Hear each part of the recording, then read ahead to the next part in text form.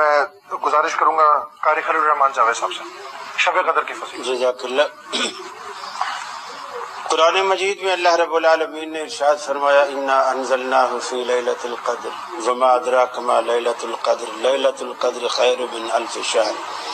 حدیث پاک میں آتا ہے نبی مکرم صلی اللہ علیہ وسلم نے صحابہ کرام کو درس دیا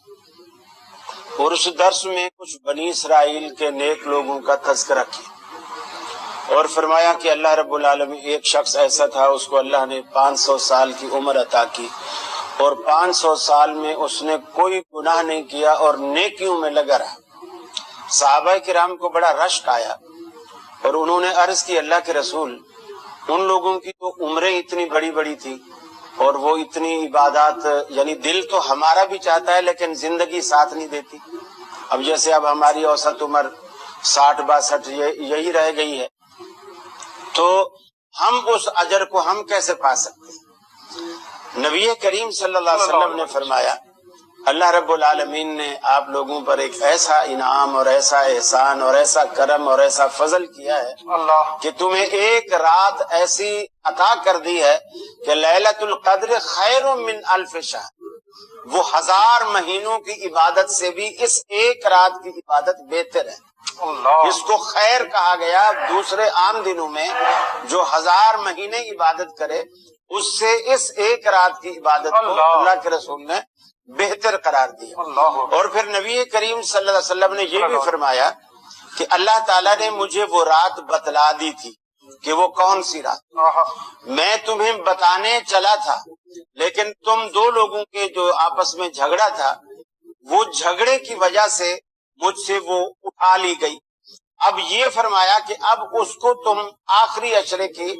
5 تاک راتوں میں تلاش کرو، یعنی 21، 23، 25، 27 اور 29،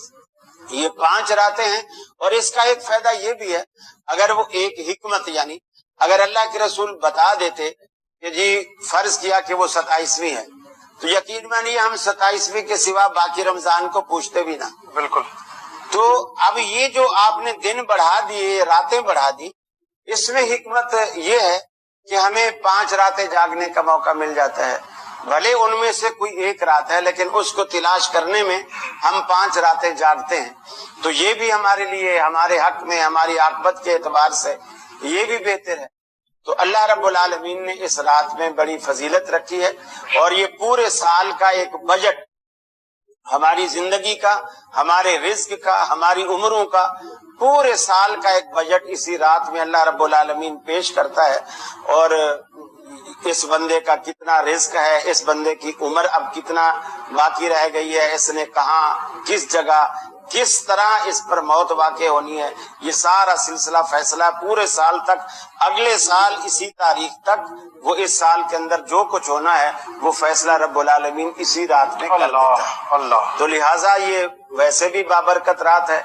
اور ہمیں اس کا خیال بھی رکھنا چاہیے، اور اس اعتبار سے بھی کہ کیونکہ ہم پاکستانی ہیں اور پاکستان جیسے 14 اگست 1947 میں بنا تو ہمارے قمری لحاظ سے جو ہے وہ 27 رمضان اس کی تاریخ پڑتی ہے، تو اس اعتبار سے بھی ہمارے لیے یعنی اللہ کی طرف سے یہ پاکستان ایک گفٹ اور تحفہ ہے کہ 27ویں شب کو، جس کو ہم بابرکت رات کہتے ہیں، اس کے اندر اللہ رب العالمین نے ہمیں ایک آزاد ریاست دی۔ مگر یہ ایک الگ بات ہے جو ہماری بدقسمتی ہے کہ کہتے ہیں کہ رمضان میں چونکہ انسان روزے سے ہوتا ہے تو شام تک جو کچھ بنا دے کوئی پکانے والا، جو کچھ بھی رمضان میں بنے وہ ہم کھا جاتے ہیں، بھوک اتنی لگی ہوئی ہوتی ہے چاہے وہ چیز مزیدار ہو یا نہ ہو۔ اب پاکستان بھی چونکہ رمضان میں بنا، میں سمجھ گیا تھا اس لیے اللہ رب العالمین ہمیں ہدایت دے کہ ہم اس کی حفاظت کر سکیں۔ آمین آمین۔